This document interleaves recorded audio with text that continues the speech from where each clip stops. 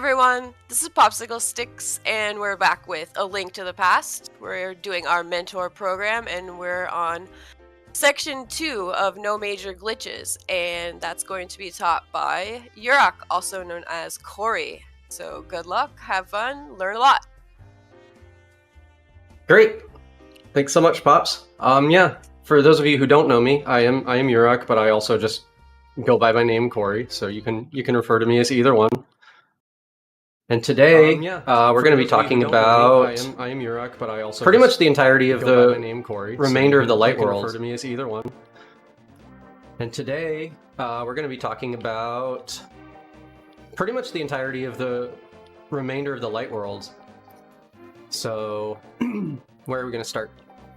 There was one thing we really wanted to talk about, or Bai didn't get a chance to talk about, so I'll just go cover that really quickly, is money options for getting into Palace of Darkness. Just in case you don't know, there are chests back here in Saha's closet for 100 rupees. There are bombs here as well that you can get or not.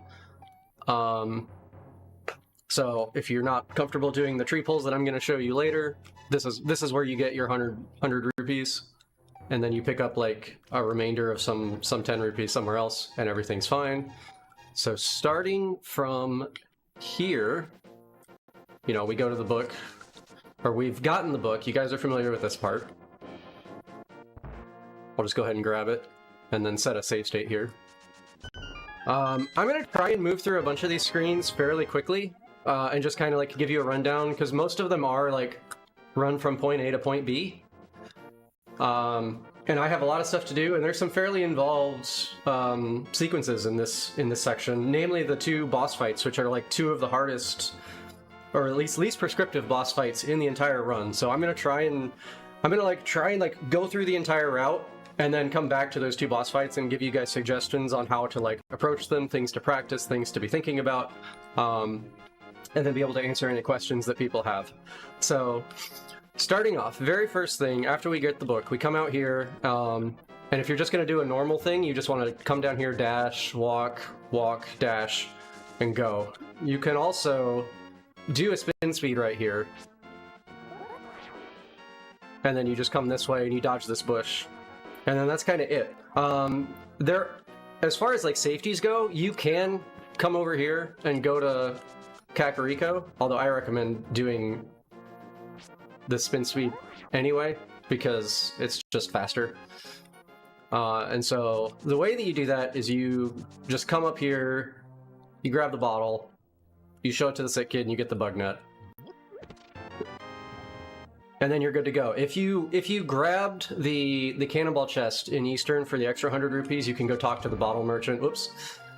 Don't bonk there. And you can pay him 100 rupees for a second bottle if you need that.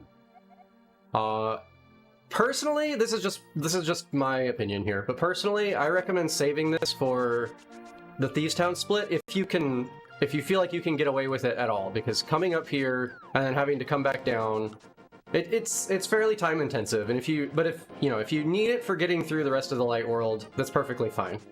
So, well, I'm gonna reset this tile because we didn't talk about any of this. But so that's the other advantage of getting these safeties at this point, is that you can come and bonk this tree right here.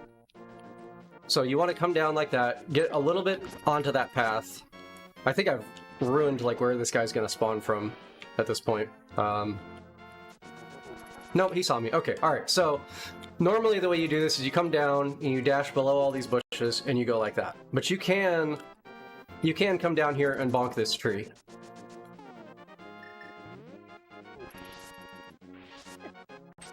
Of course, they're gonna be a pain in the butt. I don't practice this strat very often.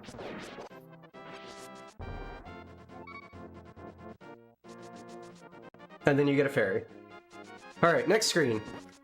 We just come in, we dash again. Next screen, we come in, we dash again. This screen, you want to hold up right here, because this guy is gonna kind of be in your way. Let me get my little crosshairs out.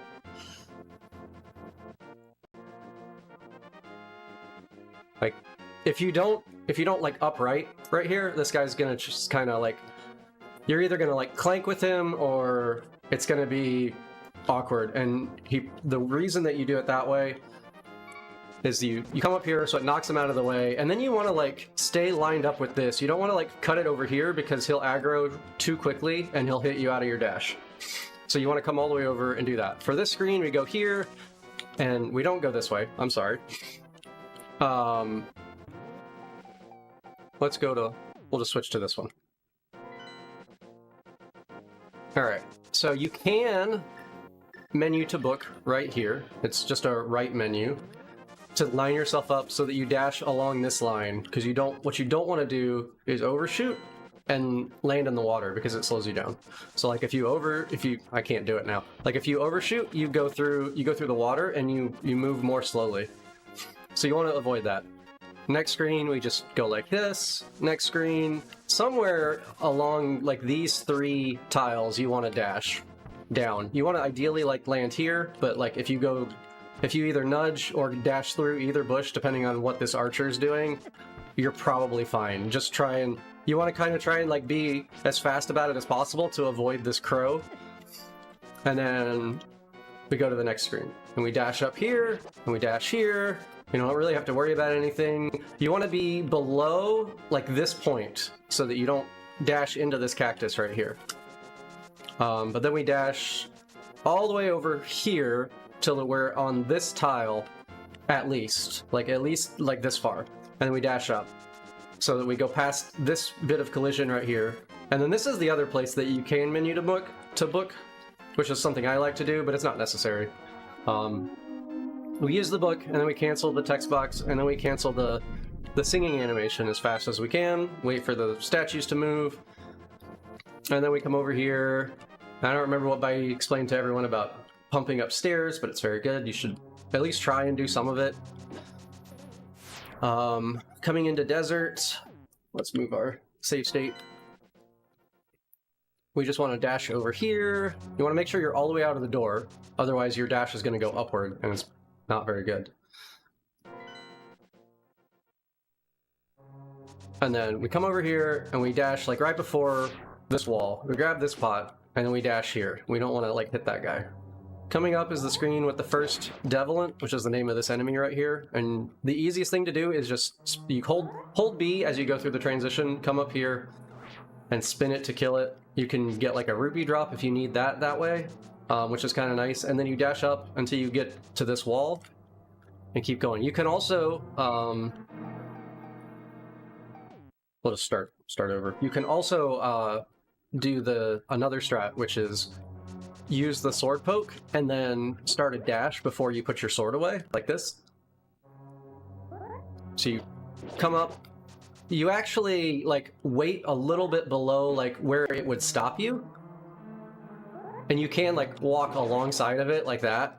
But then as soon as you see and hear it poke, you just also hold the A button and you'll start charging a dash and it'll kill it like that. Next up is the key bonk room. There's a couple different ways to navigate this BMOS. One of the most common ones I see people do is like walk around to the right like that. It's nice to like, you can bonk the torch, but it's nicer to bonk right underneath it. Make sure that you nudge the bottom of the torch so that you're aligned with this, because then you bounce back here instead of all the way over here. Grab the key and dash out of the room. And then moving on,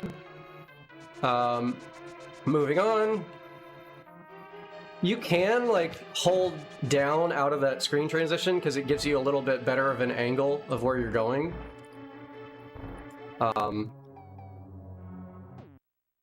And then you kind of come over here and you open this door. Now this door right here is one of those special like subtile key doors. They have a different name in the community, but you don't want to hold upright out of this door because you walk more slowly. Like you can kind of see Link's moving very slowly walking out of the door, as opposed to just walking straight out of the door and then turning the direction after the fact. So that's the thing to keep in mind about this room. But all you have to do is kill all 3 popos and then you carry on. In the cannonball room, you want to hope for good RNG. Sometimes like that, You have to stop. If you do have to stop there, you want to walk down before you redash to dodge the cannonball pattern, and you'll kind of get a... That's a room that you'll want to practice. You'll get a feel for how to do that stuff. But you can just like dash through, and if you get it, then you can dash all the way back.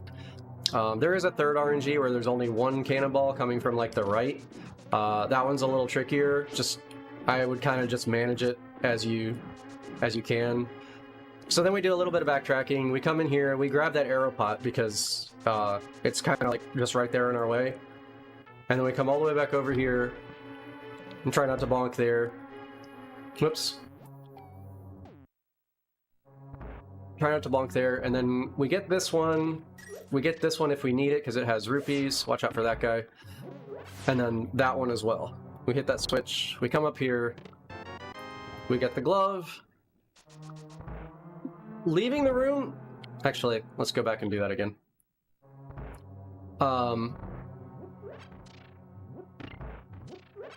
So we get the glove, and we come up here. We do a little stair pumping, little stair drag canceling, and then you want to start your dash like right here is a good spot. Anything above like 4 pixels from the bottom, you'll just dash off of it, and it's the fastest way to leave the room. You have to push the button again, and then we come out here. I'm sorry, I'm moving so fast, but there's just so much stuff, and I don't want to miss anything. For this room, oh, that's the only thing. All right, so we'll do all this over again. For this next hallway, you want to be as far to the left as you can be. Right here. Because of this devilant right here that you see kind of spawning itself. Right there. And so, if you're all the way to the left, as long as you start charging your dash fast enough, you'll beat the grab that causes you to like stop in place. So like, I'm slow there, but like, as long as you're fast enough, you should miss it, and then you want to stop right here and dash out the door. Like, so if you're off the thing, well, even if you're off the wall a little bit, as long as you're fast enough, it's okay. But like, to maximize your ability, like to maximize the amount of like leeway frames you have, you want to be as far left as possible, and then start dashing as soon as you can. And so then once you do that, you just walk out here and you walk out. So now we have the outside.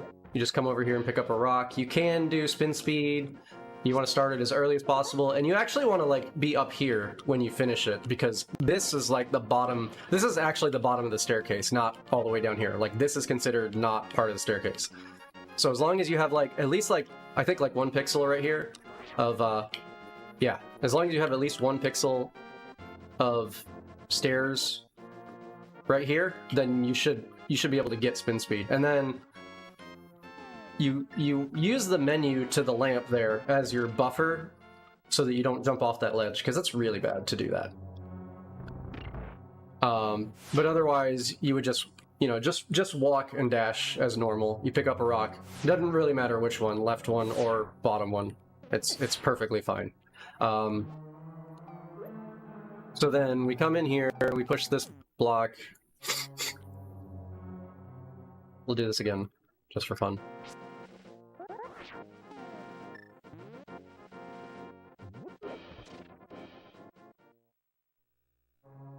We're gonna come in here, push this, and then we grab this key over here.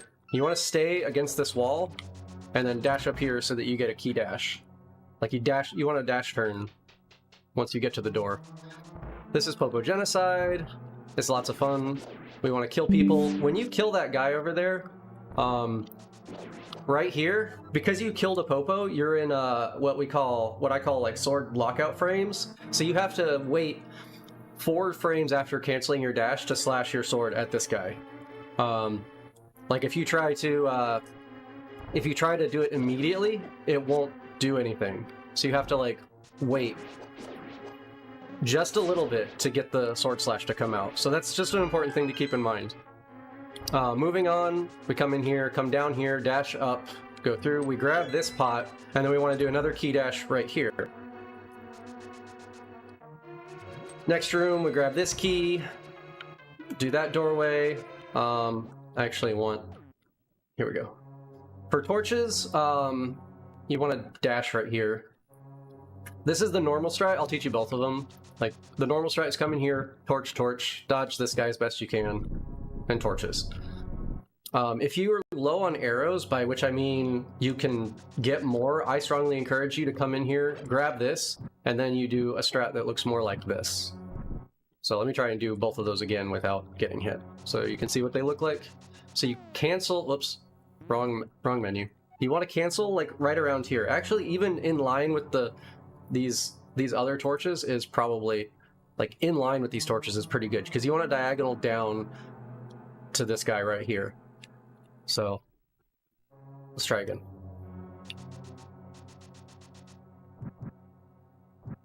Oh, that's not good. Let's try one more time.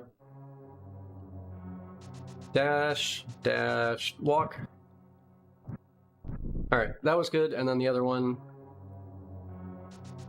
up here, you can stop right here. Like, as long as if you nudge this guy a little bit, you can stop, grab the pot, and then you can just start walking to the right, and you'll pick up the arrows automatically. You don't have to do anything. You don't have to like do anything weird to get it to work. It just works. All right. So then that gives us the door to the boss room. You can menu to bow. You can menu inside the room or not, depending on whichever way you want to like set this room up. And then we're ultimately going to come back to this fight, because there's just so much stuff going on, and I don't want to like sit here for an hour.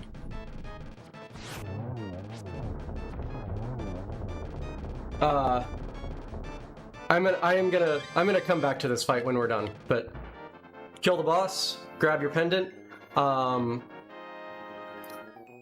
A cool thing that you can do in this fight, after you kill the boss, you can menu to the boomerang and the pendant will continue falling. So it's kind of like a free menu, and I'm a huge fan of it.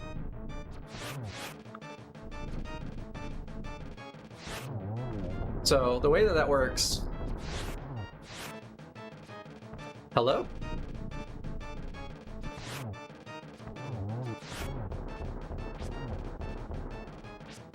Sure. Alright, so once you kill the guy, and you pick up the heart, you do that menu, and you don't lose any time doing that menu. And the reason for that, in my opinion, I really like having that menu, because it just makes things so much cleaner, like on the... Or it makes the next screens a lot easier. So, whoops, that was not what I wanted to happen. Outside desert. Of course, I have to...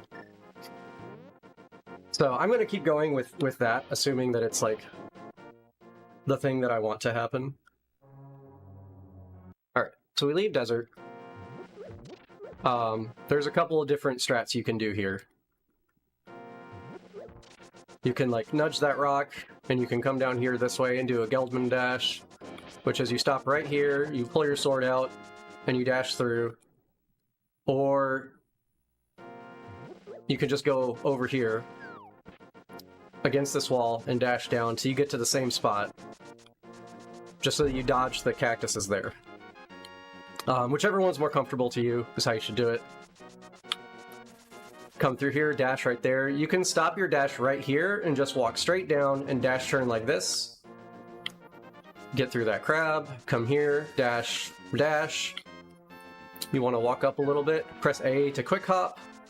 Some people like walking all the way down here to dash. I like to dash right through here. Whichever one. Ultimately, you're going to end up right here on the following screen, so that you're lined up with that dash line, so that you can get all the way to here. And this is for Fake Flipper. I'll try and show you guys the route for if you don't want to go do this trick yet. But the setup for this is you dash it right here, you cancel, you walk up to this bush. Watch out for that guy. And you're gonna sword slash and hold your sword out. And while you're doing that, we're gonna have to do it again.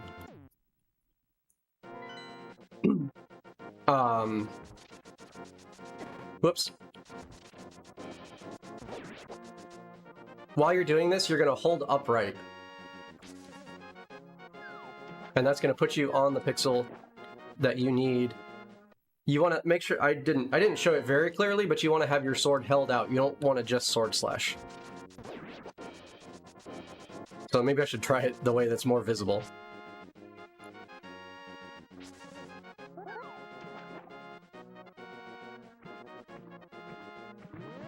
And then swim up to this hole and try and dodge the Zora that's there. He's a pain in the butt. If you're not doing... If you don't want to do fake flippers, the way through the game is a little more complicated. Where did I leave this? Oh, I left it here. Okay. Because you have to, like, go all the way through... Yikes. Like, you want to do this screen the same, and then...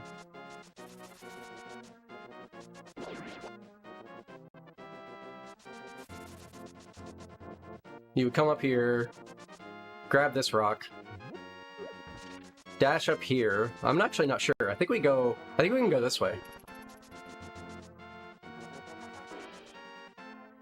Yeah, this looks right. Take the breezeway in reverse.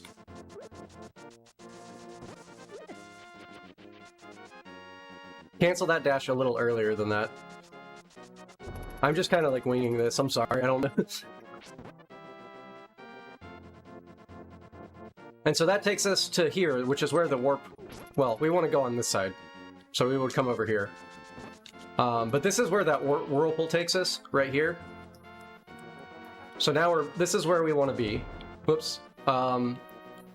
This pickle's kind of a pain. So what I like to do is...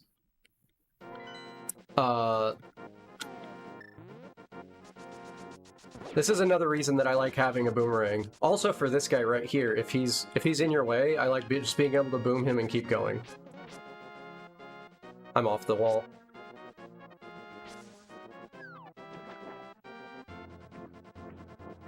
It also gives you a boomerang to use for the pickle that I'm trying to talk about.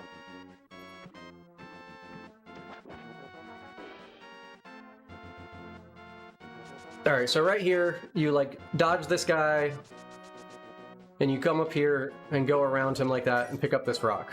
But if you have a boomerang, you can... Sometimes he just gets out of your way, which is really nice. But also, you can just boom the pickle.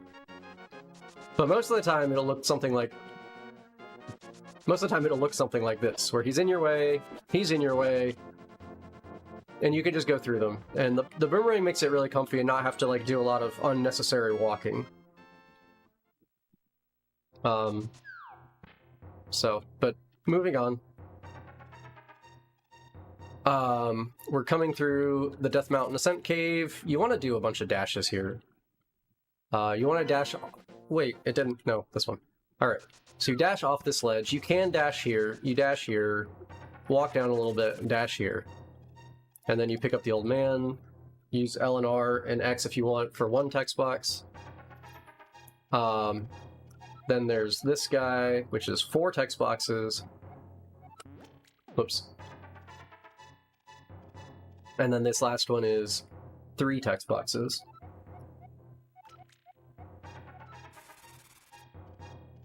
And then coming out here, we just want to make it down to this doorway. The dead rocks here are a huge pain. There's so much to cover about how dead rocks work, but like slash them out of your way if you feel like you need to. Otherwise, you know, like I wouldn't do that. Like you can probably just ignore this one. But like this one is usually in your way. The thing you want to avoid doing is accidentally like knocking him right here, because then you can't get past and you have to wait for it. So just keep that in mind. You'll learn as you go through more runs of the game and more iterations, you'll learn like what actions you can take that have like negative consequences in terms of like dead-rocking yourself. Certain types of pokes and slashes in this space right here will have like specific recoils that you just kind of learn not to do. Like you learn the right ways to like hit these guys so that they stay out of your way. And then as soon as we have done all of that, let's see if I can like accidentally do one. Now they're all good. They're gonna be nice to me, of course. So like this one. Okay, that's fine. There's so much going on this screen. Like that. Okay, so now I've blocked myself. Like you can also, yeah, you can even block yourself down here. It's not just right here. So like that's the thing you need to be mindful of and be careful of as we go, because it can just be a huge pain in the butt. All right. So now this is probably the most important spin speed in the entire game.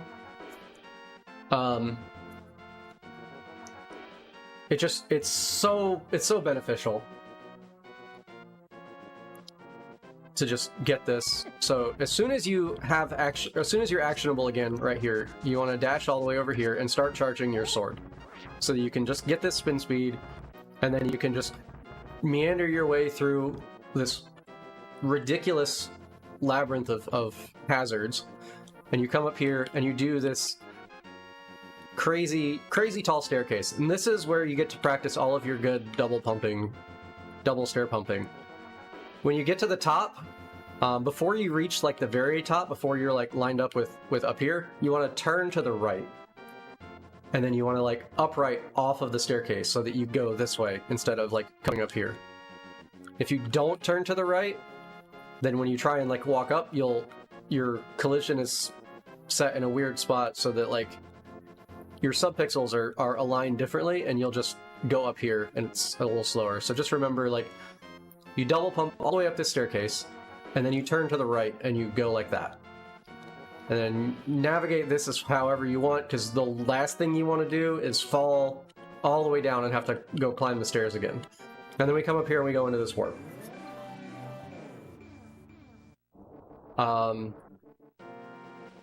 There's a lot of stuff going on there. This, like I said, this screen is really complicated.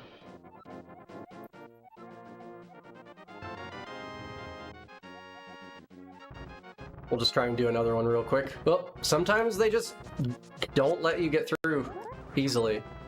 And you kind of gotta like watch out for like trying to get up that staircase right there. But try and make it through as best you can. And then the quick warp for this, if you want to start working on that, is on this side of the warp. So like, my favorite way to do that is to just walk up next to it, kind of like I did. I meant to set a better save state than I had. And we'll try and do this one more time. I think the screen is kind of worth spending a little bit of time on, because there's just so much stuff going on. Lots of examples of how to get through all of these screens, and whether it's like a nice comfy RNG or not so much so. Turn, go, and then up, and then walk in. So now we're in the Dark World. Oh man. Who could have seen that coming? This is approximately where you want to like menu to the mirror. You can see the quick warp indicator. I wouldn't like spend too much effort like trying to get it, just kind of try and eyeball it. So that you can hop off this ledge, and we're gonna go. There's a couple of things that can happen right here. Where's quick hop? Of course there's a guy there. Alright, so the way that you can't quick hop off of ledges facing upwards unless you're facing sideways.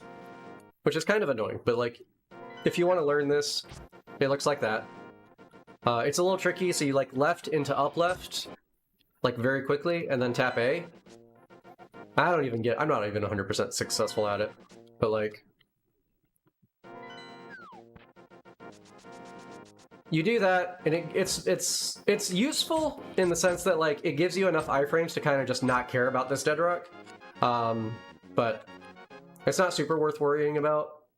The nice comfy strat is to just dash off this, like just charge a dash off here and just go into the dungeon.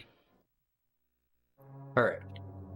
So hopefully that wasn't too much of a fire hose for you guys. But like coming into Tower of Hera, we need to grab this key. Oh, I killed the music.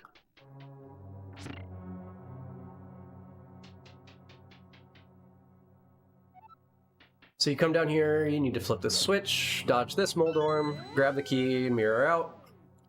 There's a couple of different ways to do this screen for this iteration. What we're trying to do is come over here and open this door and go downstairs. I should have set if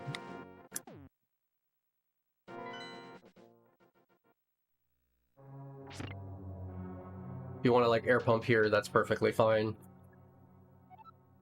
See if this guy will be more or less of a pain in the butt. Alright, so the basic strat here is slash that. Watch out for the Kadongo fire and the Moldorm when you come down here. Nope, I set a breakpoint instead of starting a new one. That's not good. We'll just do this, because I really want to talk about some of the other strats. You can like strategically menu here depending on what you're doing. If you have bombs and you want to do like a bomb coffee break in the next screen, you can use your menu to bombs like right here. I would have already menued to boom at this point, but like if you're not doing that, you can just use this as your menu to lamp to like read what the Moldorm is doing. Or if you really want to be fancy about it, you can do the pro strat, which is that right? I'm yes.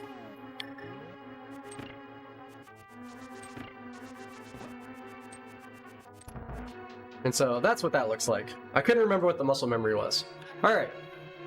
But moving on to Tile Room, which conveniently has menu to boomerang for if you want to practice the boom dash strats here. The basic strat is dodge all of these things and come down here, charge your sword, and just every time a tile hits your sword, push A for like a quarter of a second. And you just do this. And then when it gets to this next tile, not this one, but this one right here, you let the spin go, grab this pot, dodge this guy, and then throw the pot at that last one.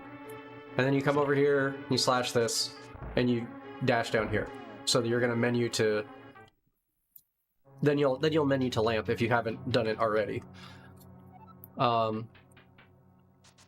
For the bomb strat, let's see if I can grab. You do this in 100%. If you have a bomb and you're willing to use it here, then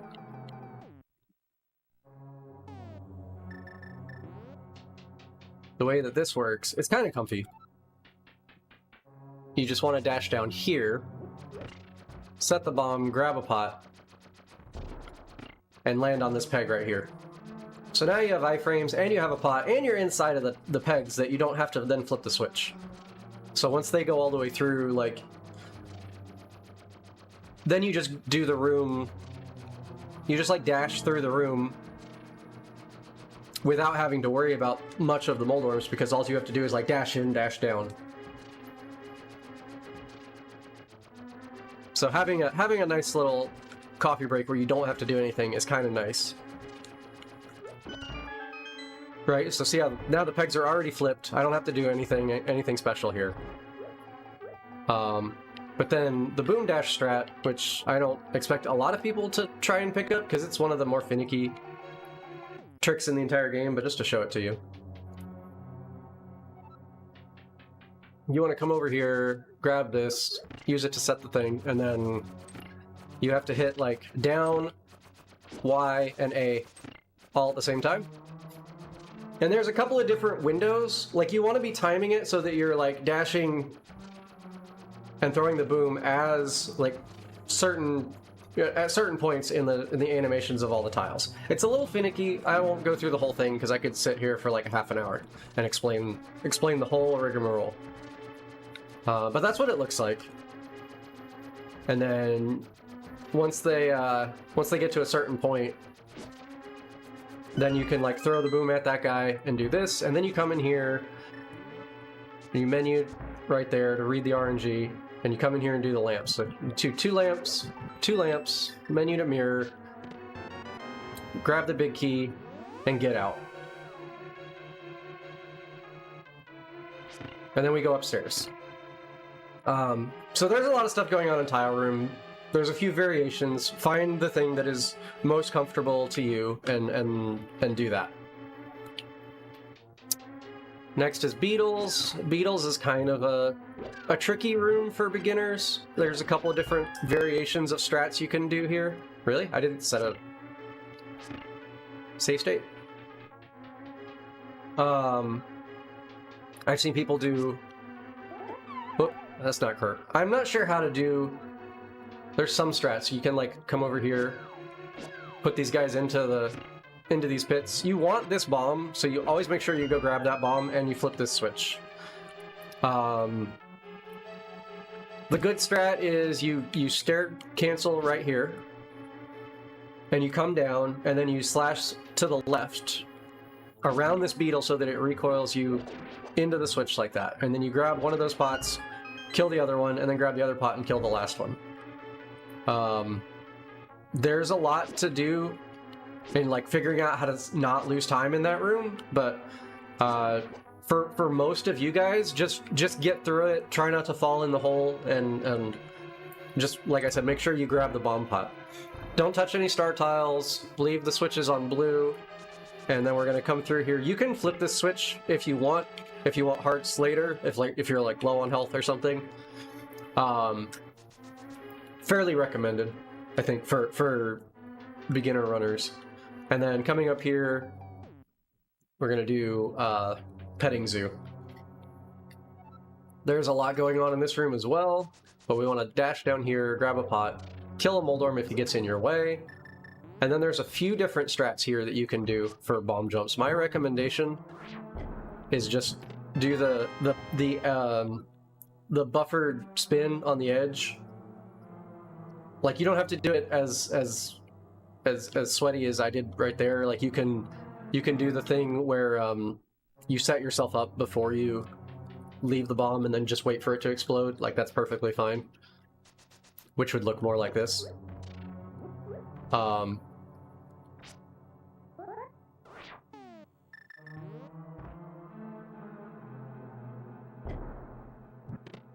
Dodge the spark there because he'll like hit you off. I don't know why I'm getting so much lag in this room. But after you do that, you just dash down. You'll dash through the star tiles and you'll get over here. You want to pick up this pot to get this middle one. These guys are rude. There's a lot going on here as well that I can kind of talk about, but it's a little... There's a bunch of things that I want to spend time discussing. And I feel like a lot of it's just like, just make it through, just survive and keep going. But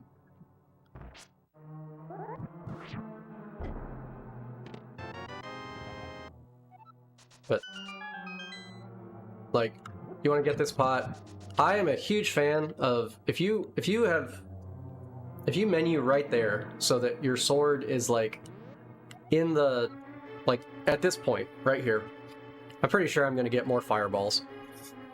But we found out, for whatever reason, if your sword is like touching, your sword hitbox is like touching the flames, they like decrements the timer that makes the flames extinguish every frame, and that includes like during the time that you're in the pause menu. So like if you menu buffer here to bow, you can menu buffer to bow like elsewhere. I can show you another place that people like to menu to bow, but I really like this one because it helps with this when you get this RNG where the Kadongo shoots fire at this thing right here.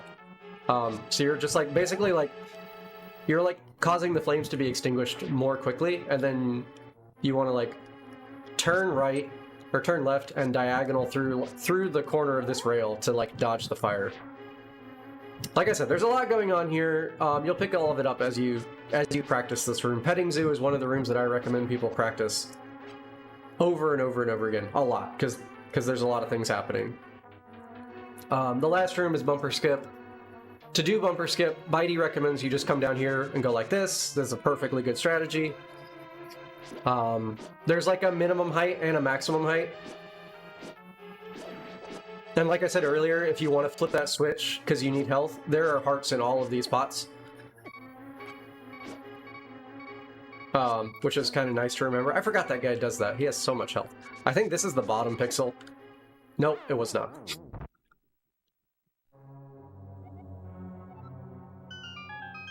Alright,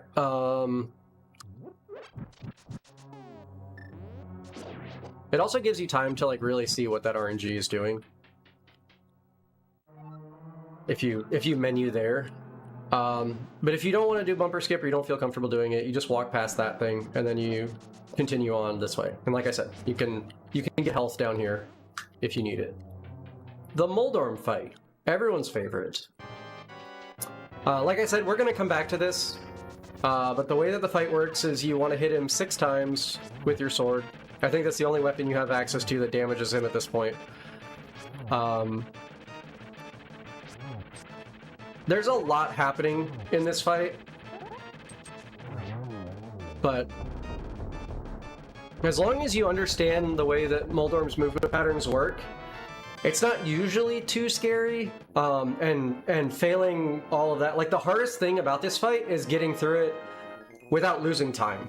That is the hardest part. Like, if you want to just play it safe, it's cool. If you're cool just, like, losing a bunch of time to... Like, I mean, not like... You know what I'm saying? Like, it's perfectly acceptable to, like, stay safe in this fight, but you can lose, like, 10 seconds to Moldorm just being, like, in a position within the arena that you don't want to, like, it's too risky to, like, go and try and, like, squeeze a hit out of. Or if you're on the enraged phase, like, it's too unpredictable to, like, get in there and, like, get that last hit. And so you kind of have to just, like, sit there and wait. And you can wait for a long time if he's not cooperative, or you don't know how to manipulate him into doing something that enables you to get another hit.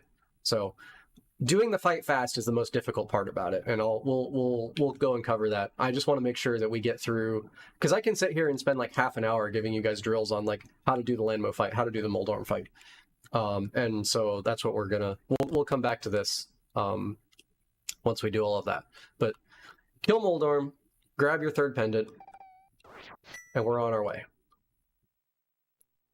Coming out, we have another spin speed. This dead rock can really be a pain in the butt. You start your charge as soon as you can, and then yikes! You want to jump off here. If you don't get spin speed, don't worry about it. You can just dash, and then I recommend dashing here and then jumping down like that. And then you jump, dash, and jump down like this. Moving into the cave, we dash, dash, dash, walk, dash, come in here. This screen is always fun. If you need arrows, by which I mean you have less than 7 or 8, there are arrows right here. It's a good one to grab.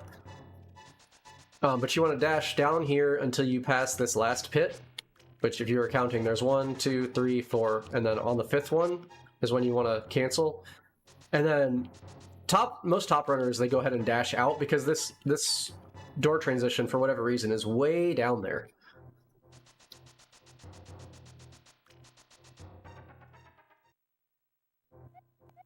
And so but you want to be careful here, because the last thing you want to do is accidentally bonk in this hole. Because it sends you all the way back here and you have to do it all over again. And run the risk of dashing bonking into the hole again. So just be careful with that.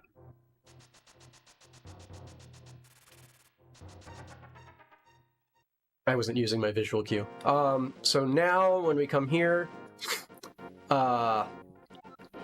this is where if you're not grabbing rupees from the back of Sahasrarla's hut, this is where you're going to do tree pulls. I'm going to show you guys that. If you don't do tree pulls, then all you do is just come down here and dash up and dash over. Whoops. Dash through here.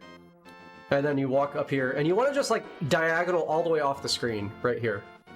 You want to do that regardless, because if you come into this transition way down here, you run the risk of like running into this pickle. Okay, so just diagonal all the way off of that screen.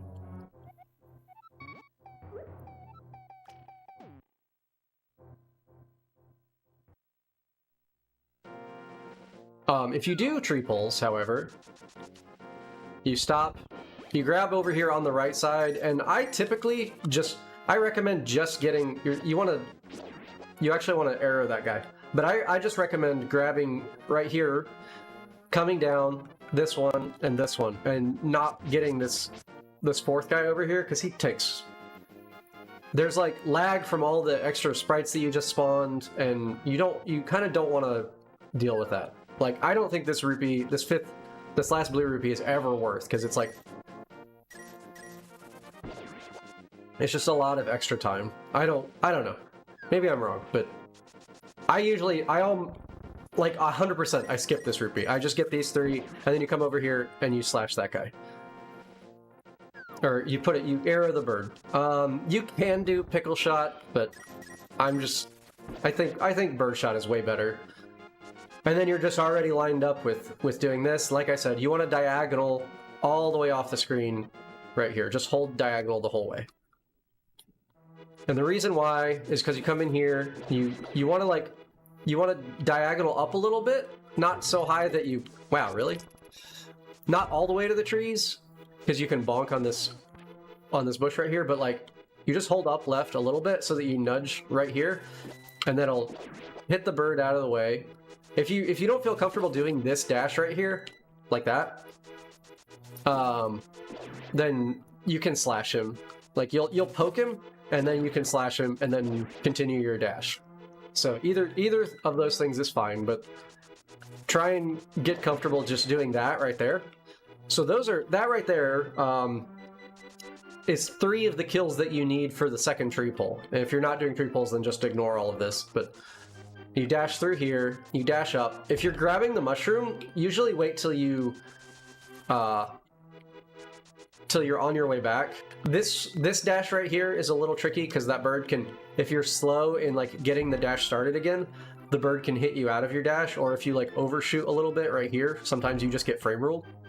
But you want to like come through and like try and either end up on this pixel or this pixel, because chances are you're gonna nudge yourself onto the grid. And so, but you want to try and line up here, but like, try not to overshoot by too much. So you dash down, dash through here, and just get into the Lost Woods. And then you want to, like, when you come through the door, move over a little bit so you can dash all the way up here. And you can grab the Master Sword from as far away as here. You don't have to, like, walk up the little steps to the pedestal.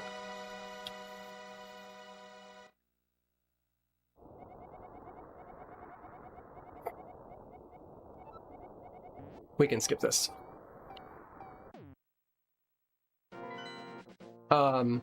There's a bunch of text boxes. There's actually a text box here that this preset, like, skips. So, like, right here, Zelda tells you she's been kidnapped and you need to go to the saver.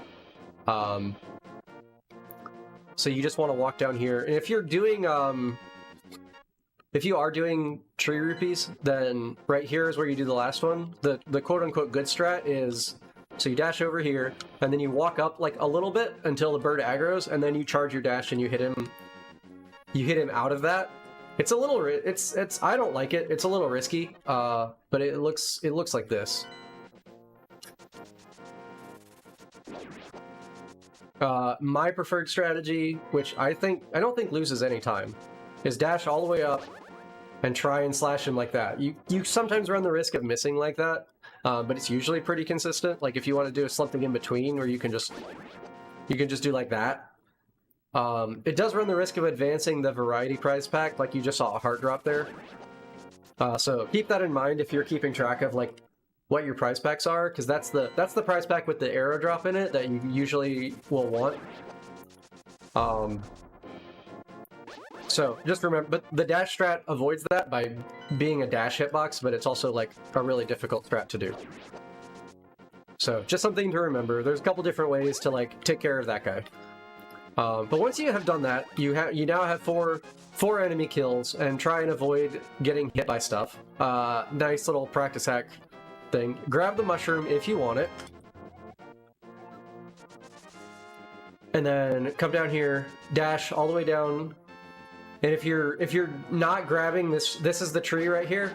Don't bonk this tree because it has bees in it. So just something to remember. But you pull the tree, and you want to pull it from over here on the right, so that you come down here, and then you... Well, let me just go back and do the whole thing.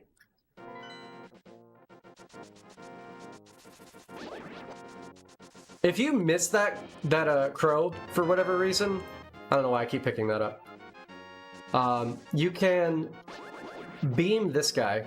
You can beam that bush crab right there by being all the way up against this underbrush thing.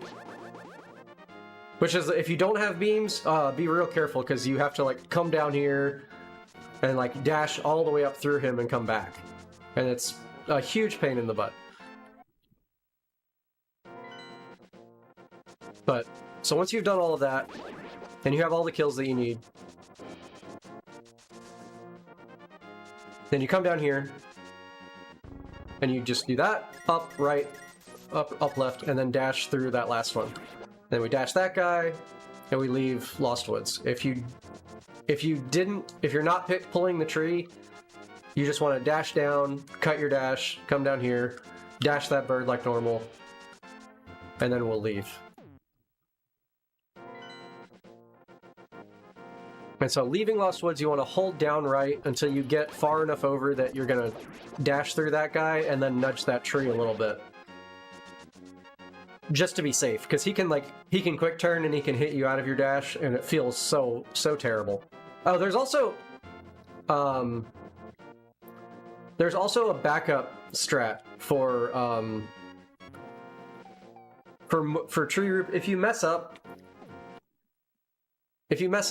and you get hit, right? So like you're doing this, go back to my, oh no. It's this one. If you're doing tree rupees and you mess up here, right? Say you come up here and you do that. It's okay, don't worry about it. Just do this. So what you do is you make sure that you pull the tree here. So now you've reset to 0. And we're going to kill these 4 enemies. We're going to kill this guy. And then we're going to kill this guy. And then we're going to make sure that we nudge this bush right here. Right here. We're going to nudge this bush. Whoops. So that this green guard down here walks to the right. We're going to kill him. We're going to dash through here. And we're gonna I'll come back to this fence dash, but we're gonna then kill this guy over here, and then we're gonna come all the way to this row of tiles, so that we nudge against this wall right here. We're gonna dash up here, dash through all 5 of these bushes. All right, so 1, 2, 3, 4, and then you stop. You cancel your dash as your sword like pokes this one right here. Now we're gonna grab this tree on the right side and pick that up, pick that up, pick that up, and that up. And those are now your rupees that you need to get through, to have enough money to open Palace of Darkness. And then here we are to Hyrule Castle. So this is the end of the route that we care about for now. So let's go back and talk about after Lost Woods, like I said. Like I said, you want to dash through that guy, just to be careful to make sure that you get there. Dash down here, and remember, if you're doing the tree backup, make sure that you nudge this bush right here so that that guy walks the right way. Otherwise, you don't have to worry about it. Just kind of dash down wherever. To do this fence dash, you want to come over here a little bit, and you can kind of nudge right here as long as you like make the slope. And you'll just automatically like nudge off of this fence. If you're down here, it's possible to bonk against this fence if you don't do this right, but it's actually fairly difficult to do. It's usually like if you accidentally go like too far. So like if you just nudge here a little bit, then you won't have this problem. This fence dash is free. But down here you always bonk, so you have to make sure you cancel this dash really well. You don't want to dash up here, you want to dash down here. Nope. Castle screen.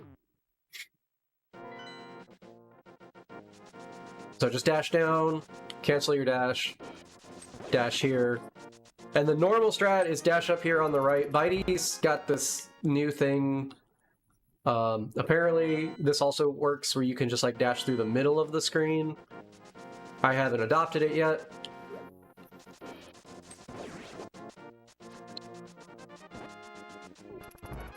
But regardless, you just make it through the castle entrance. And this is the end of our section right here.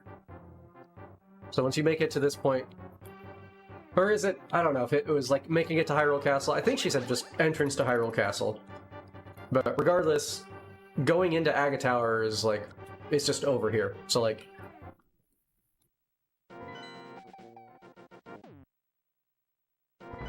oh, this is the entrance to Aga Tower. Yeah, we'll talk about this later. If you go, so I see Pop's asking. If you go to the left of the little like, there's like a little like heart-shaped stone tile thing right here. If you're like on the right side of these, you shouldn't get hit by this guy.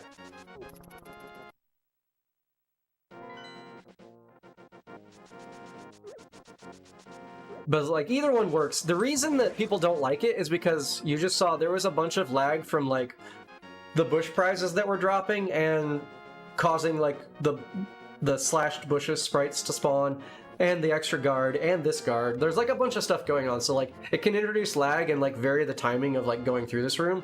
So either you want to cancel like right here or like right here, but anywhere in this zone is kind of risky. You run the risk of getting hit by one of the two blue guards over there. So either close enough to nudge this wall or far enough that you're like over here.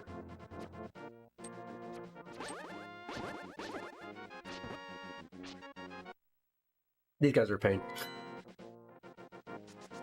So yeah, either one, whoops. Either right there or right there. Either one should be fine to get to this point. All right. We did. All right, I got through the entire route in an hour, which was my goal. So now I can spend approximately 30 minutes on both boss fights because they are very intricate and a lot of fun. Like once you get good at them. So you've kind of seen me like talk through like the way that this boss works is there's three worms spawning in random places, and then they kind of like erupt out of the ground, launching these like rock things that can hit you, and it's a whole lot of fun. And the patterns are like we want to learn to use the bow here effectively. So I was telling my own mentees that one of my one of the most important skills, in my opinion, in this fight, is learning to hit one of the land molluses as it leaves the ground with an arrow. And so a practice thing that I recommended to them was trying to do the fight, like ways to practice this fight are imposing special rules on yourself about how you deal damage to the bosses. And the first one that I think that all runners should start with is learning, it's the most essential skill in my opinion, is learning the timing of firing an arrow so it hits one of the worms as it's leaving the ground. And the way that it works, so let's get set up with the so we've got a worm spawning here, and we're gonna wait for it to erupt from the ground. And we're doing this. There's a visual cue for this that we're gonna look for. We call it watching for the third wiggle. So once it gets to this bigger, once it gets to this bigger sprite, and you see these two large rocks on the top, and they're kind of like, I consider this to be slanting to the left. Is the way that I visualize this. So like this bottom rock, this lower rock is like to the left. And then it reverses and it's like now it's slanted to the right, in my opinion. Or like that's how I think about it. So we want to count the number of times that the rock slants to the right, like this. So that was the first one. And then it goes the other way. And that's the second one. When it gets to the third one is when you see it get to the third one is when we want to fire. So I'm just going to like cancel this and I'm going to fire an arrow because that's approximately when it's going to transition. And I was a little late, but it still hit the guy. But so like that's the thing that you're looking for. So it looks like this. 1, 2, 3.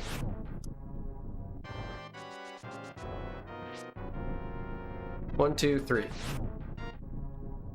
And so the drill that I taught my mentees, and I think everybody should practice, is trying to do this fight only firing one arrow at a time and just trying to hit every single worm on every single cycle. Like hit every single worm one time on every single cycle and see if you can get a perfect 12 arrow fight, a 12 arrow four hole cycle fight. Like if you can just hit each worm one time, four iterations in a row, I call that a perfect fight, because then you've hit exactly all of the you've got 100% accuracy at that point. And it looks, hopefully I can do it. It looks kind of like this. Oh, I didn't tell you guys how to start the fight. There's a very good starting position. So you want to like dash and bonk against the wall. And then once you do that, you want to like buffer up like a couple of pixels. And then you want to be slightly off center and facing to the left. And the way that you do that is so you just dash, bonk, / up, move right, and then dash turn. And so you want to be approximately here. But wherever in like this area is pretty good.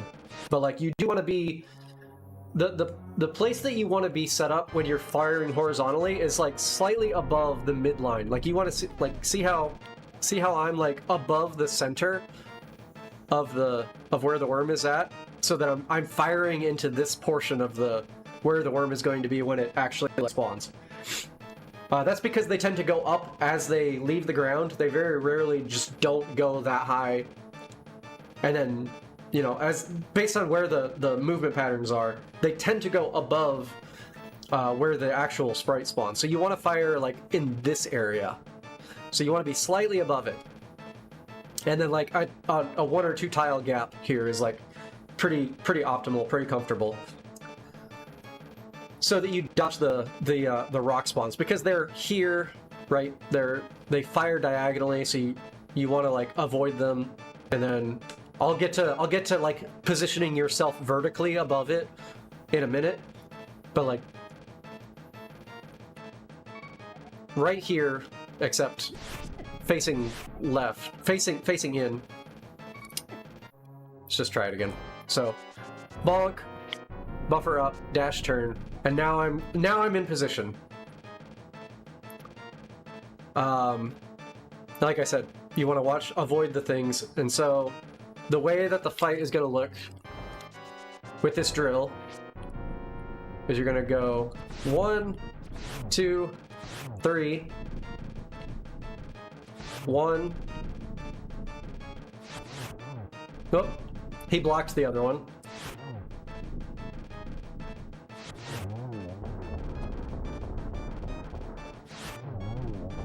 Alright, so this guy still needs 3. And at this point, because he's the only one left, just try and clean it up.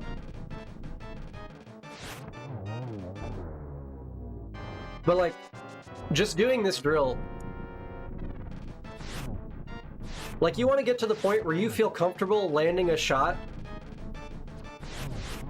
every time, so that you don't have to think about whether or not the shot is going to hit. Oh, that one was just a little too early.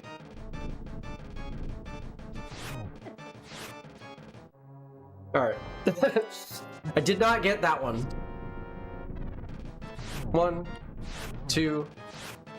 Ah, see, he dodged me that time.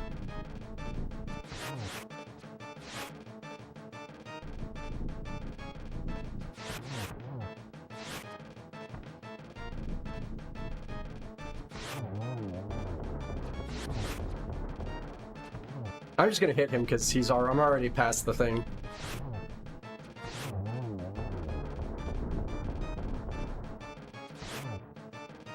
Oh.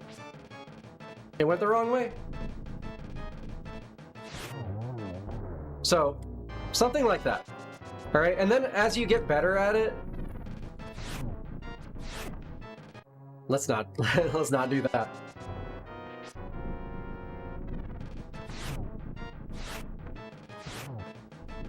Then you can start layering other things into it.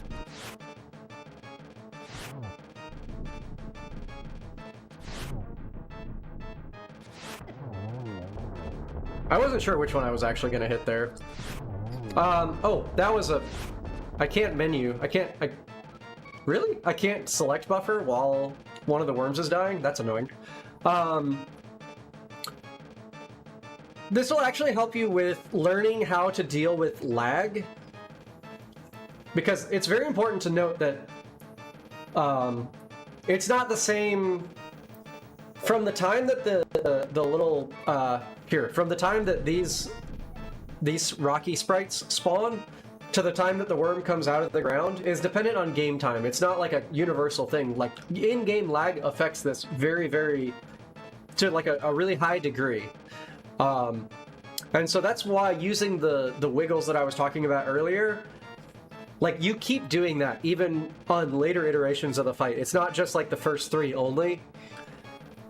You want to keep watching for the wiggles and keep counting them, because if there's like 2 worms on the screen and you've like already fired a bunch of arrows and you're waiting for that 3rd one to show up, there's like rock sprites as well. Like, so like the game is running slightly slowly. You know, you've got lag frames going on.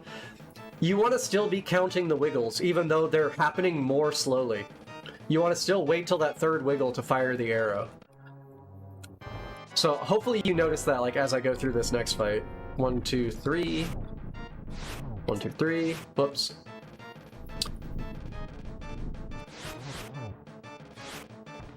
Ah. 2, 3.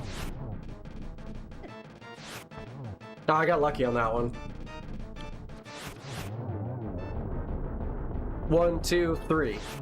There you go. That was a good example of lag that I had to like wait for. 1, 2, 3. And then I'll just kill him. So this is a practice drill that I recommend to all people starting out, like trying to learn how to get better at this fight. Like, just see how good you can work on your accuracy. Don't worry about like firing multiple arrows into the worm until you learn how to like accurately hit that first one. Because the reason why is because if you're not really having like high accuracy, now you have to like if you're missing, now you're gonna start dry firing everywhere. and it's going to cause you to panic. And panicking, like having arrows in like just random places, like all around the arena, it makes it unpredictable about as to when you'll actually be able to like get hits in. It makes it harder to keep track of the fight because you've lost count of how many times you've actually successfully like done damage to any of the worms. So it's, in my opinion, it's really important to work like just do this drill for a while, and then you can learn to build off of it. And then you can start doing things like adding, you know, then you can work on 1, 2, 1, 2, 1, 1 there. All right.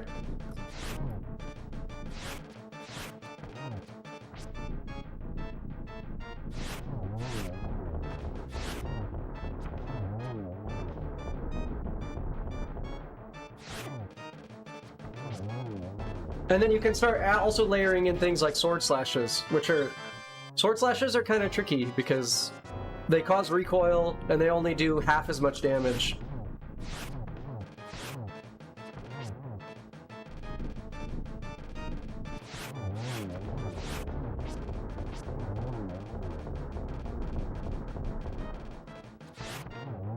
But so then you can start building on the fundamental stuff. Another great way to practice is work on firing from out here.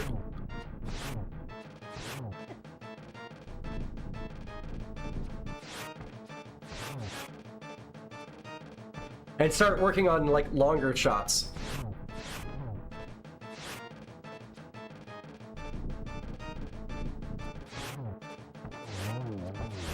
He blocked me. That was going to be such a great one.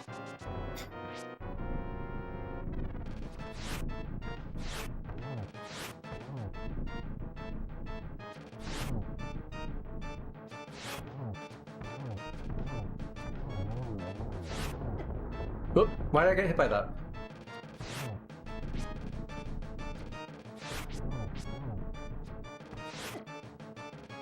See, I started panicking because I missed.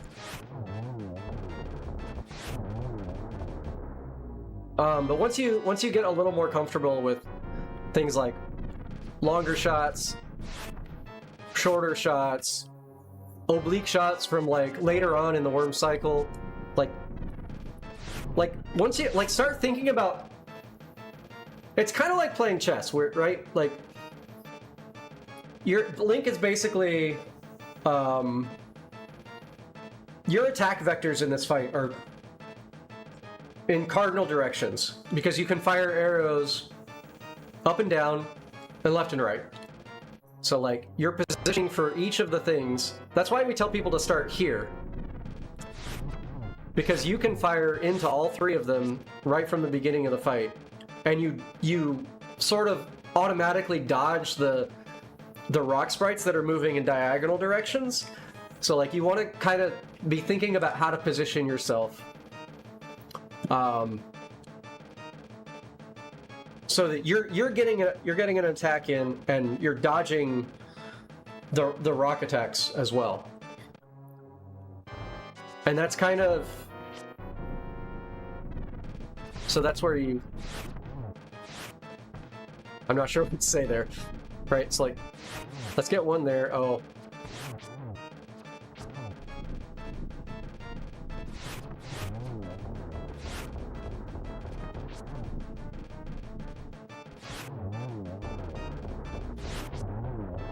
Alright, not too bad. You can start building other things in, and then later, like, you can also work on, like, wanting to do only, like adding sword slashes into it, and, like, learning to count, like, I call them, like, half hits, even though they're, like, sword does, like, 4 damage, and arrows do 8, or something like that. I don't remember exactly. But it's, like, 8 hits. And arrows count as 2, or something like that, but...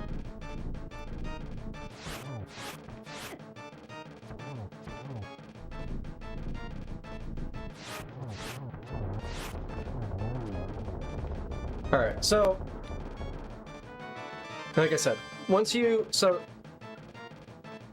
the way that I like I said, the way that I would start is just learning to build your accuracy, and then start building on top of that with things like adding multiple shots to like specific spots.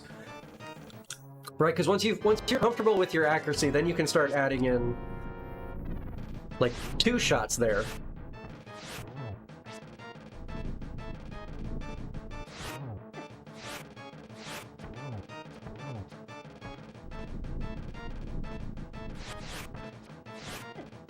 And see, right there was a great example of like I slightly mistimed the first arrow, and I just like lost out on like a whole bunch of damage.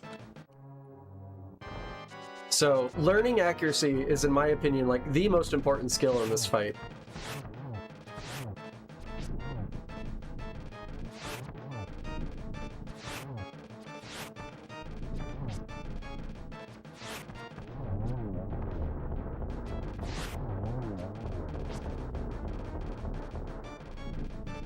But you always want to be cardinal to them so that you're not like standing in the way of where any of the rocks are going to be. And then you can start adding in things like, whoops. Sure.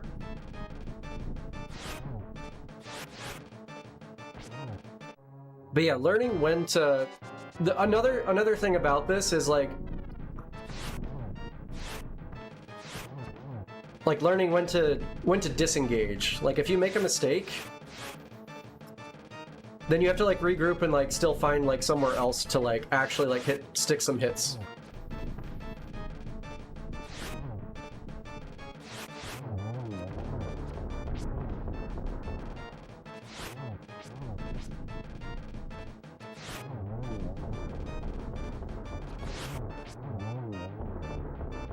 So even if you miss some shots, like you can still make it through the fight reasonably quickly.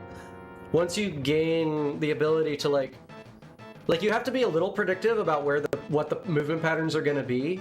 I kind of didn't talk about any of that, but like just for now, like a thing to be doing is, like I said, practicing your accuracy, working on building up the accuracy so that when you go into the fights, you feel more comfortable about knowing that like you're going to be able to like make that one shot, so you don't have to worry about like watching it to see that it hit, and you can be spending more of your attention on planning for the subsequent attacks. So like as a worm comes out of the ground, I kind of didn't talk about like how the patterns get like staggered over time, and like sometimes you'll have 2 worms that are like either they spawn like one like really early, and then you'll have 2 and 3 pop up like fairly close together, and you kind of have to like figure out how to like stagger your attacks based on that.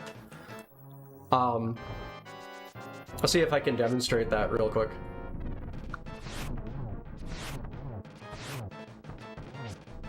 Yeah, this looks good. It wasn't bad, and then I ruined it.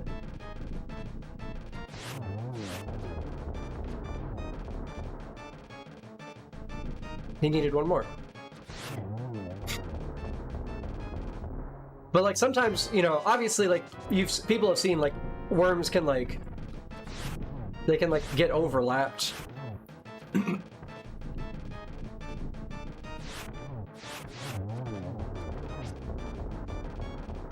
So like these 2 are now fairly close together.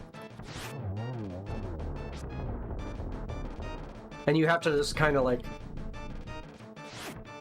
you have to be ready for things like that and like plan out like what your attacks are going to look like.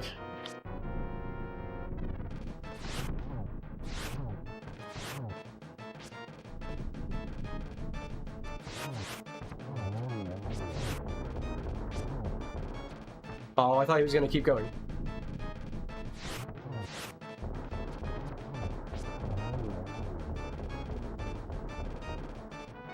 All right.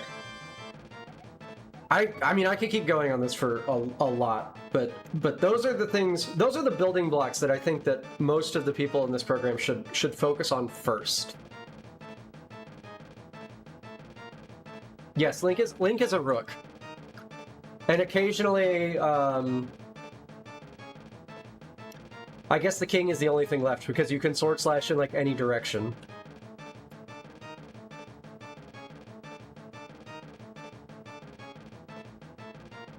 So, I'm gonna go ahead and jump to the... I only did 20 minutes, which is still pretty good.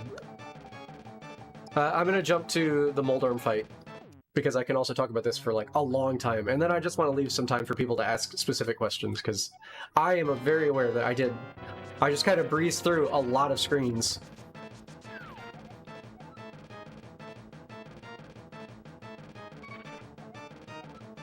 Alright, so...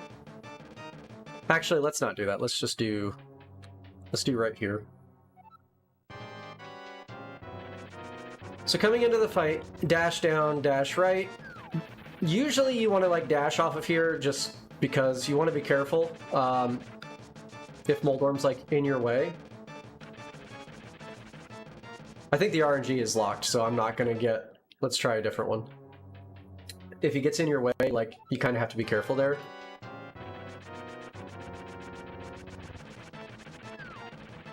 Sometimes, not always. I'm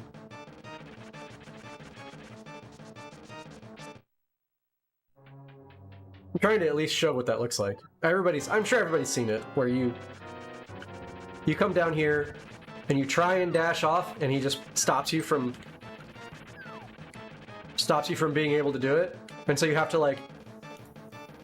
The good strat is to just do a quick hop here. But it can be a little dicey.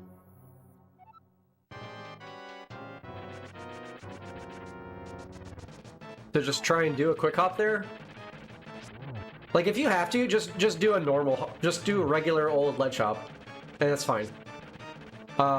So anyway, like I said earlier, you want 6 sword slashes in this, and there's a variety of strategies you can employ to doing this.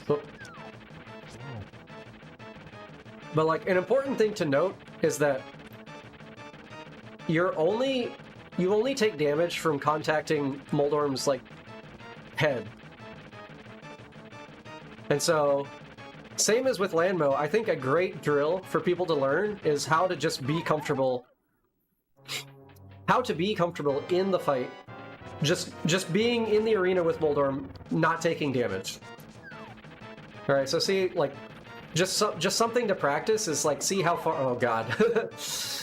See how long you can just, like, walk around and not... Oh, my God. Not take damage from...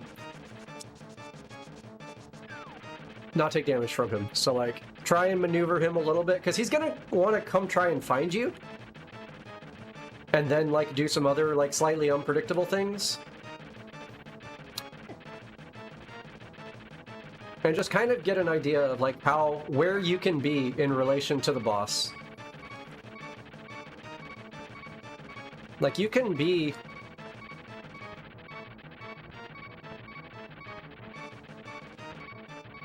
And you'll notice, like, as he gets closer to walls is when I'm kind of, like, disengaging. But, like, if he's just, like...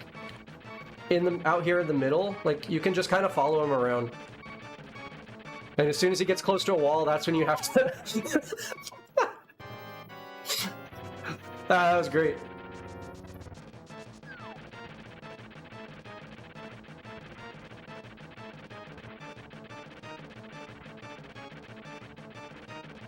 But so, like, you can just kind of, like, hang out. Like, being behind Moldorm is pretty darn safe, as long as he's not about to, like, bounce into a wall and just recoil directly into you.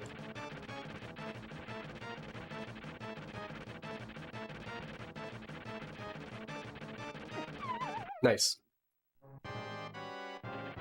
So that's one of the low-key, like, elementary building blocks, is just being comfortable moving around in the arena. And I'm doing a poor job of illustrating what I'm talking about, but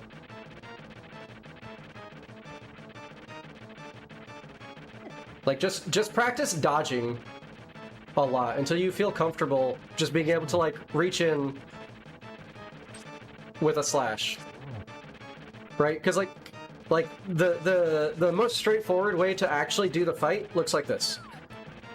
All right, so he comes down here, you get a hit. We don't know where he's gonna go. You wait for a bit, you get a hit,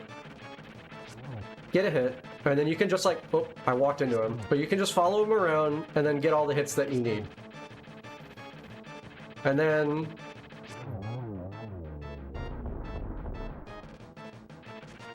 waiting for Nash to come back and like do Moldorm RTA, where you don't actually have boots and you can't do like dash charges and stuff.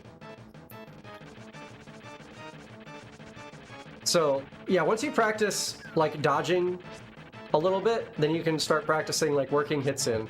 And there's like a constant timing to every single one of these between like once you hit the boss, and then from the time that you hit the boss to the time that he's vulnerable again is the same time for every single hit. So like that was a pretty good example of just like getting a hit after his iframes wear out. So like you get a hit and then you can't, well, this is a bad example because now he's vulnerable again.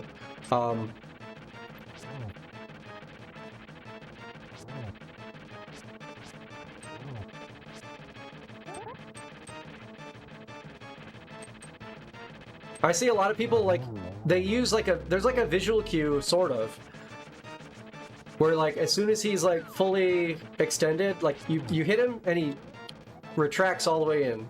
And then as soon as he's fully extended again, now he's getting to the point where he's vulnerable. And so I can just like slash him afterwards. It's like an entire like second and a half or something like that. But for the enraged phase, it's the same amount of time, but because he's moving so much faster, it looks like it takes longer. I'm not sure how to explain it better, but like he goes much further on his new at his new speed from where he started before you can hit him again, even though it's the same amount of time, if that makes sense. So that's just something to be wary of. Doing like poke dashes is a great way to like build up an understanding of like the amount of time that it takes. All right, so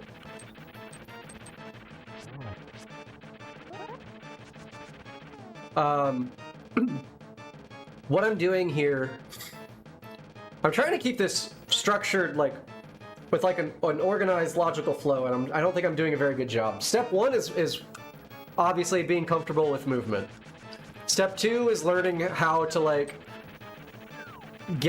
reach in and actually like get hits. So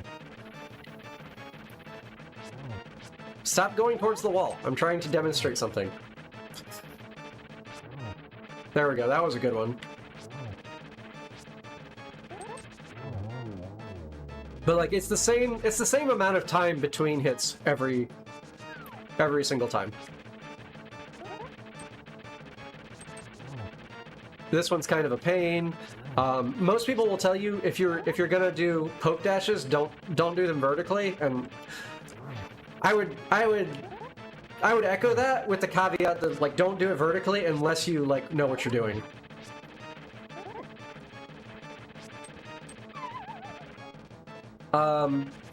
So level 1 is movement. Level 2 is like learning when to like introduce your hits into the thing, and then you just follow him around, and you wait for the right moment, and you attack him. You wait for the right moment, and you attack. And then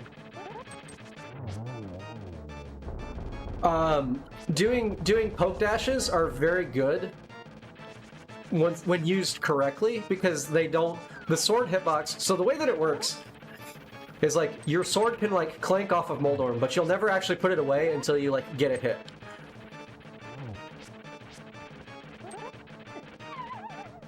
But you can also be hit out of it.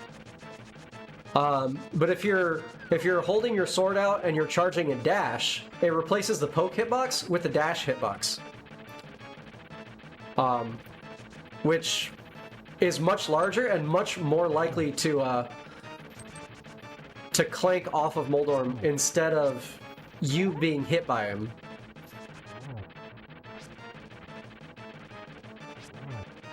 And it works out really nicely that, like, just doing poke dashes is an extremely safe way to, like, navigate the fight.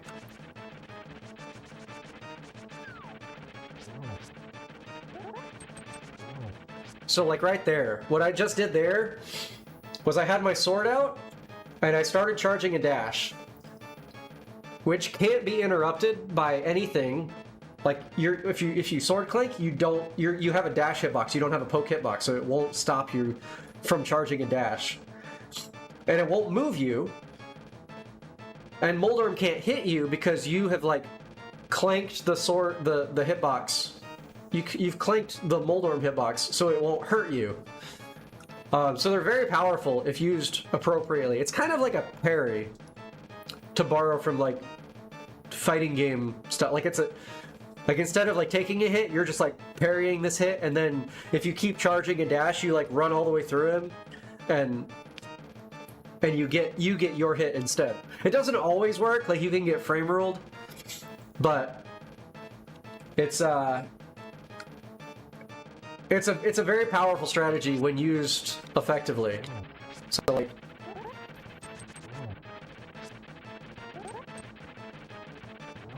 I'll just spit him because he's in the way. Oh god.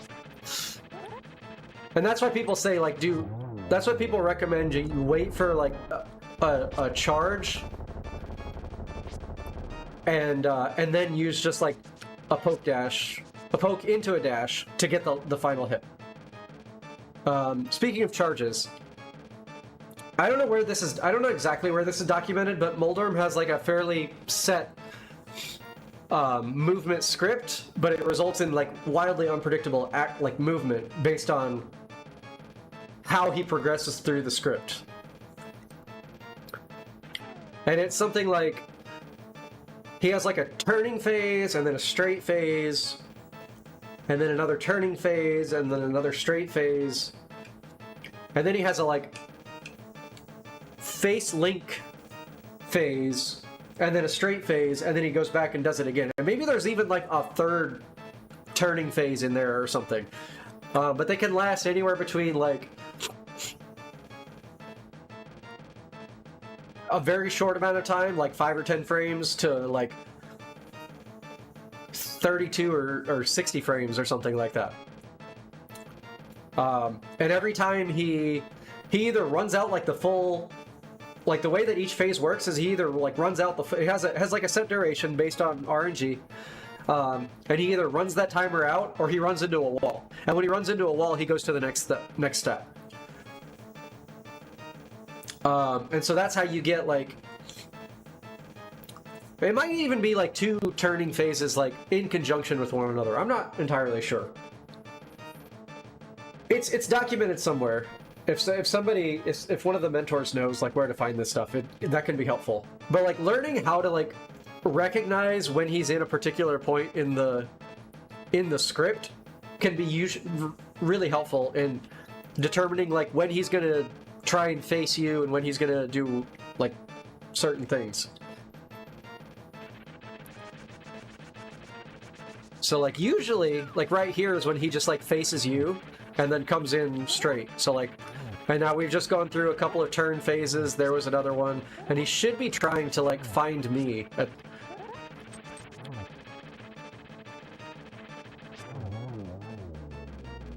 Some of those were kind of hard to tell, like, what's going on.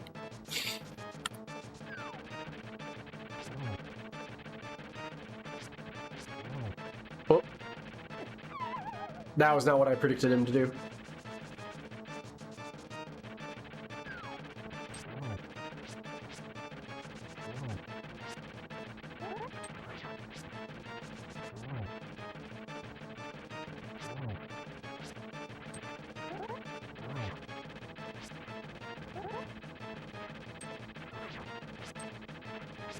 I was, like, just trying to watch the phases and see if I could, like, understand where I was at. But I don't think Moldor is being particularly nice today. Alright, so you gonna try and find me? He should be entering... Yeah, that should have been, like, turn to find me phase. Alright. So... what else? There's... this one's a lot harder to, like, properly understand how to gain an intuitive sense of, like, what's going on in the fight.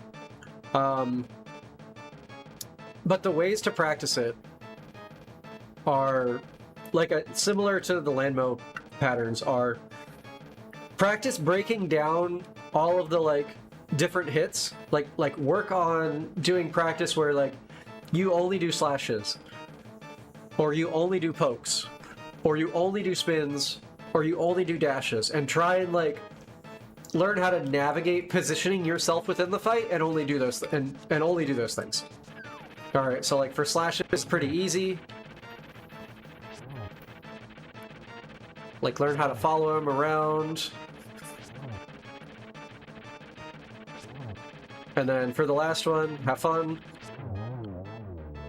And so, like, then for other ones, like, you can do slashes, you can do pokes. Oh, I just did a spin because I was going to get hit there.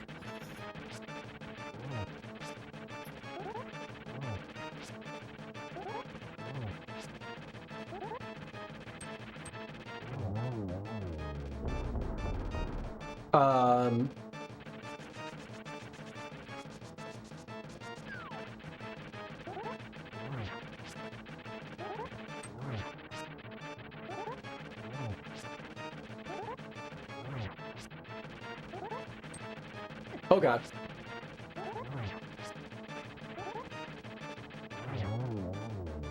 And then dashes is probably the easiest one. And probably the most fun, actually. Nope, hang on. Come here.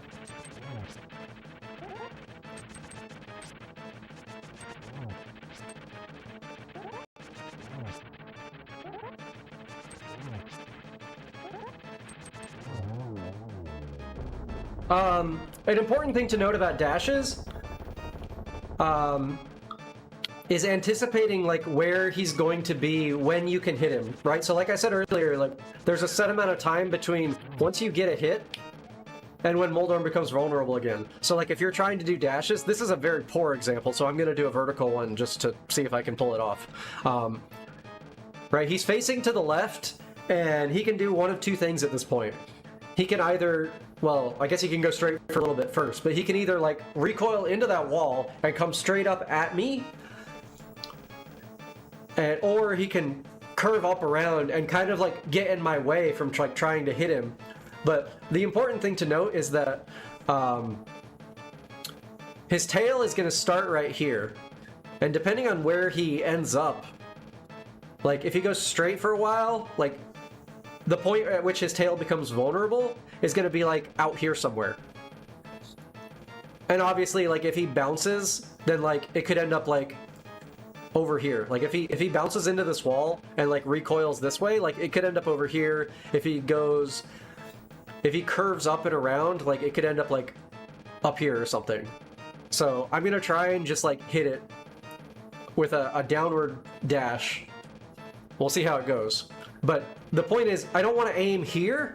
I want to aim, like, in front of, like, I want to lead it a little bit, because the dash takes time to charge up, and then it takes time to, like, get there. So you kind of have to be predictive about where you're dashing into, so that you're actually, like, getting the hit and not only, like, recoiling off the head or something, or taking a risk of getting frame rolled and you know, taking one of those hits that is why people call this boss Trolldorm. So somewhere in this area is where I'm predicting that it's going to be. There we go. See, like that.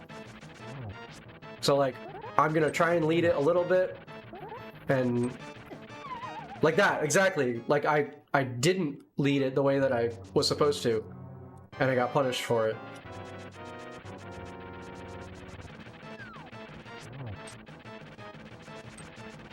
That was too early.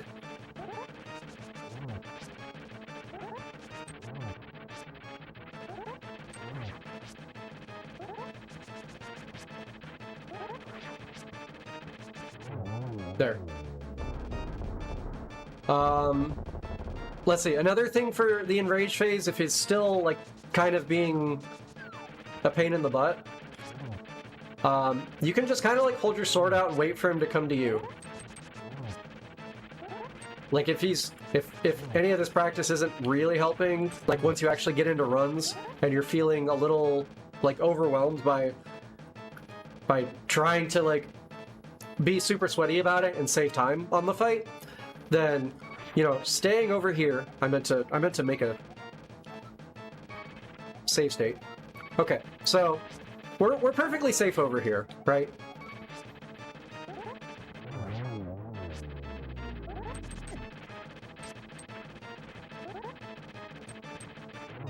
But you can like let him, you can just kind of like let him like put you in a corner. As long as you just have to remember to continue to hold in, or he'll knock you off the ledge, even though like your sword clank is preventing you from taking damage.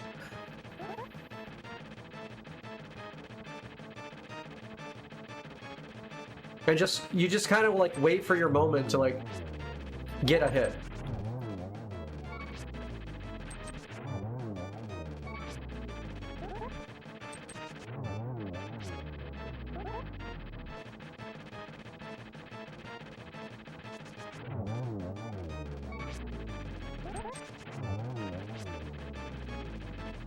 Another thing that I don't think a lot of people are aware of, and this is a fairly advanced technique, so this might not help some of you, but you can also do a spin out of a dash poke, like charging a dash with your sword out. So once I have a full sword charge,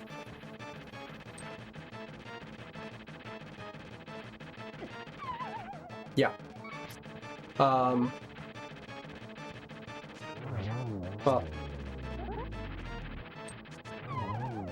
Don't do that. You can just let go of both buttons and you will release the spin attack that you have charged up. I didn't have it. And you can do it from all sorts of different directions.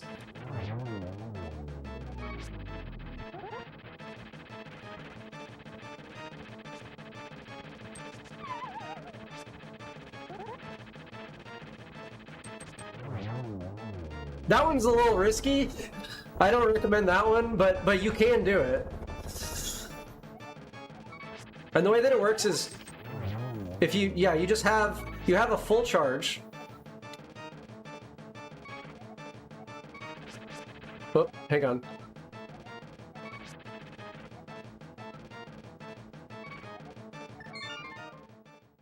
Dang it.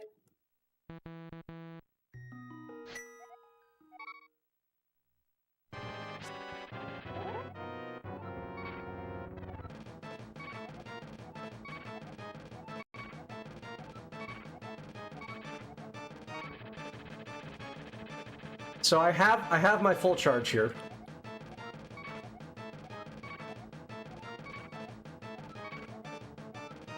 I'm just waiting to see if I get like a good spot. All right, so right here, somehow I'm gonna start charging a dash. So I've got my dash charged, and he's gone past me.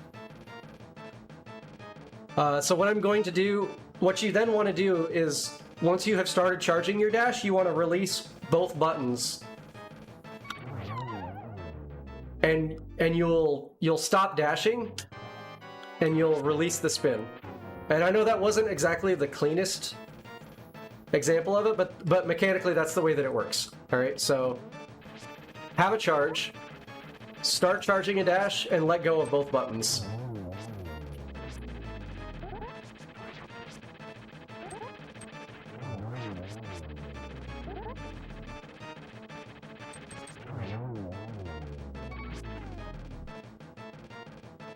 Do not fall into the pits. Yeah, if you, if you, like, as you get recoil from hits on Moldorm, always be, like, holding in from the edges. Like, it's just an automatic thing. Like, Like learn to anticipate the recoil from the hits that you get. Because if you clank off of Moldorm's head, it's gonna send you somewhere. And so like anytime you get hit, like just be ready to like be holding the opposite direction in case you touch a ledge. Because then that puts you in teeter state, and if you don't do anything to counteract it, you will fall off. So anytime you're like close to a ledge, just be ready for recoil and be ready to like counteract it. That's like an important thing for just like surviving this fight.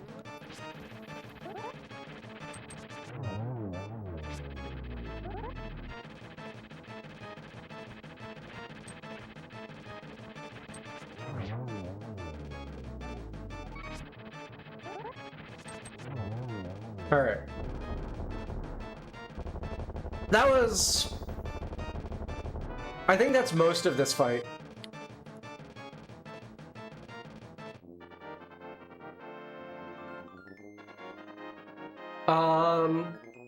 I think that's everything. Like, I want to apologize to you guys, because I know that I kind of went through, like, the actual section itself very, very quickly, and not in a lot of detail. I was kind of just like, dash here, dash here, dash here, dash here. And spent a lot of time on these boss fights, because I wanted to try and give you guys pieces of advice to, like, help make the boss fights feel less intimidating.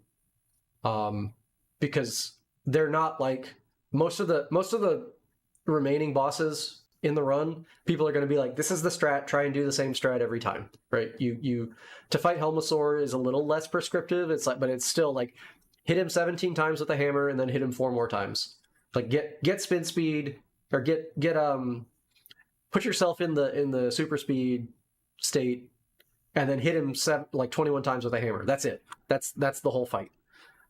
Blind literally has a script where you do the exact same thing every time. Mothula, you do the poke, you do the poke thing, and then you try and hit the, just try and get the last 2 hits. Cold Stare, try and do the same fight every time. Argus, try and do the same fight every time. Vitreous, do the same fight every time. Trinix, try and do the same fight every time. Like, it's way more prescriptive than these 2 boss fights. And so I wanted to spend a lot of time focusing on them, because they are the places that new runners lose the most time as they're developing their skills. Like, navigating from the library to the Desert Palace entrance, everybody, like, you learn that, and then you just do it. It's not that complicated. You may like go do the thing where you grab the fairy and the bug net, or the bottle and the bug net, and grab the fairy out of the tree. And that, is a little bit of a diversion for your route. But other than that, it's kind of just go from point A to point B. It's very straightforward. And most of it is like, dash across this screen and get ready to dash when you get to once you finish the screen transition. Get ready to dash again. So that was kind of why I wanted to focus on that stuff. Can I go over leaving Death Mountain after Hera once again? Walking into the pit. Okay, we can do that. Outside desert? No, we want to be outside of Hera.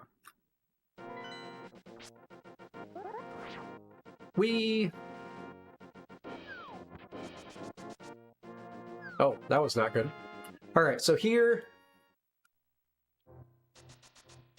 we want to dash, we want to slope dash here, and we want to dash here. Once we get past this pit, like, you can try and cut it all the way down here, but whatever. As long as you don't go in the hole. You want to walk past this pit, because it's not faster. You don't want to dash right here. Just walk and then come down, so that when you next dash, you don't fall in this pit. So dash, dash, dash, walk, dash, and then cancel your dash when you're like right here. And you'll notice, one thing to notice there is you're going to be in pit state from that dash. So like you're going to, when you cancel, you'll see like a frame of like Link's sword pointing upward.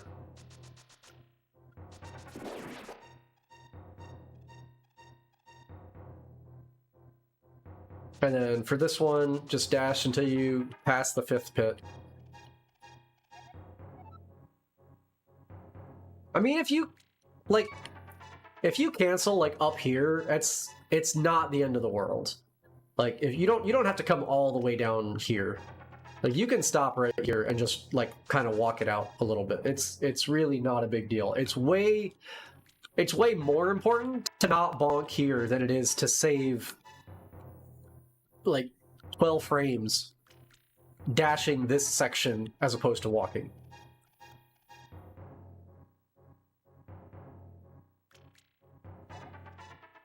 All right, so let me make a save state there just to.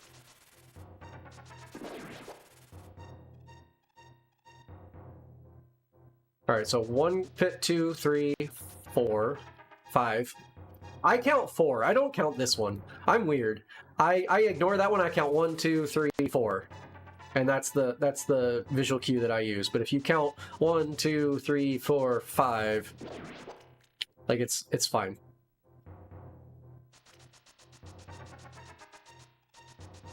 But like I said, it doesn't. I mean, as long as you're not like. I mean, even that was okay. Like that's not the end of the world, right? So what's a good room time? 1, 2, 3. Why does it black out? I wish it would just show it to me. 6:15. Versus 1, 2, 3, and then cancel.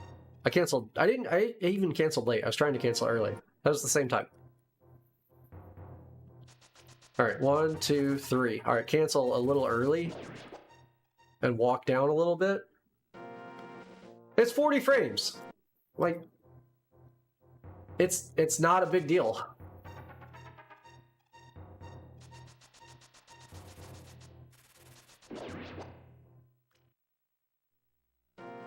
That one was 10 frames. Like, who cares? Like cancel like as whatever method you use to keep track of where you are on this screen, whether it's counting 1 pit, 2 pit, 3 pit, 4 pits, 5, or if you like you see this corner right here and you're like, okay, stop there and then come down here and dash out, like whatever works for you, as long as you just don't bonk. The name of the game is Don't Bonk. That's it. The bonk is bad because, let's see what we get. How much time do we lose?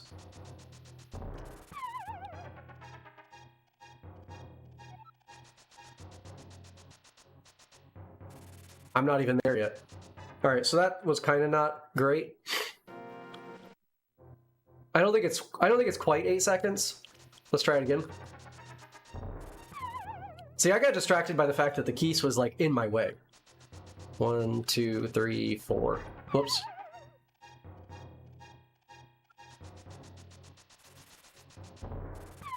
I was trying to like min-max it. All right, so there's a keys there.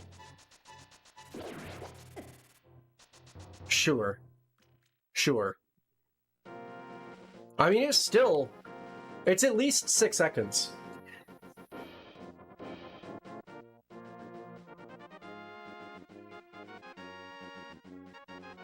Yeah, it's at least 6 or 7 seconds. So, absolutely the worst bonk in the game. Most bonks are somewhere on the order of like 1 second time loss to like 70 frames or something. This one's clearly the worst.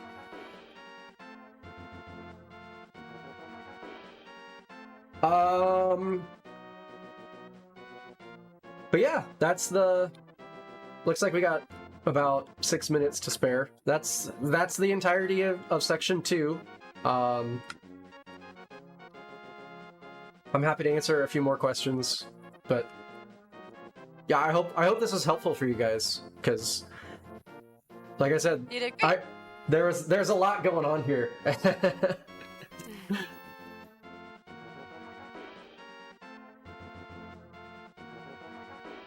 Okay, yeah, if no one has any questions, we can raid out. There is going to be a race on Saturday, and several of our mentees have been invited, so we'll get a restream going for that.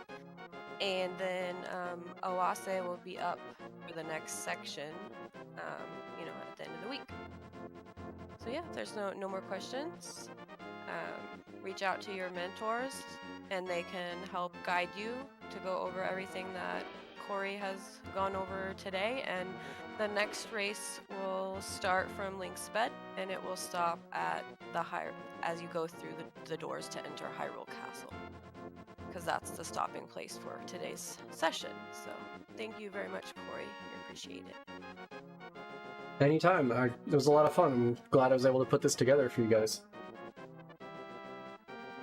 Awesome. Okay, so also there is a weekly NMG race, and that starts soon if it hasn't already. So we're gonna go ahead and raid Oase, and then if you're one of the mentees, I'll post that race room link if you want to hop in and join another race. And thanks again to Trez with ZSR for helping set up the restream. Good luck with your practicing, and good luck, mentors, with all of your teaching. Thanks again.